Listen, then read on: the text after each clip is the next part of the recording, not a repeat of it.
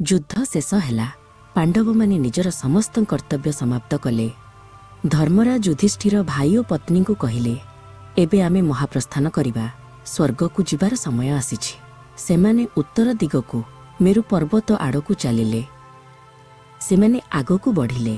राजकीय वस्त्र छाड़ी समस्ते बळकळ पिंधिथिले। सेमानंक सहित गोटिए कुकुर आसी जोगदेला। कुकुरटी धीर पादरे सेमानंकू अनुसरण कला, काहाकू किछि न कहि। पर्वत उपरकू चढ़िबा कष्टकर हेला। द्रौपदी थकीगले एवं प्रथमे तळे पड़ीगले। भीम आश्चर्य होई पचारिले, भाई द्रौपदी काहींकी पड़िले? से तो काहा प्रति भेदभाव करि नथिले। युधिष्ठिर दुखरे कहिले, द्रौपदींकर अर्जुनंक प्रति अधिक स्नेह थिला। सेही असमानता तांक पतनर कारण हेला। किछि समय परे सहदेव पड़ीगले।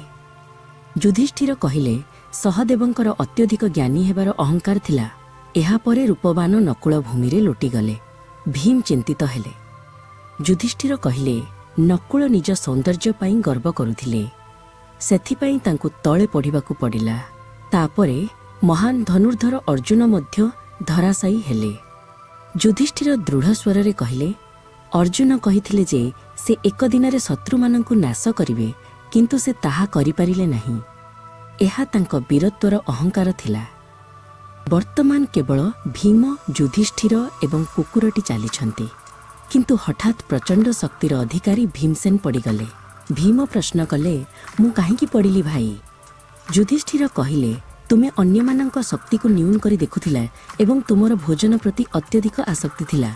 केवल युधिष्ठिर एवं कुकुरटी शीर्ष रे पहुंचिले। इंद्र कहिले, धर्मराज स्वर्ग को स्वागत। एही कुकुर को एठाकू अनुमति नाही। युधिष्ठिर कहिले, ताहेले मु जीवी नाही। शरणार्थी को त्याग करिबा धर्म नुहे। तेबे कुकुरटी निजर प्रकृत रूप प्रकाश कले, से थिले स्वयं धर्म। युधिष्ठिर तांक सह स्वर्ग को गले।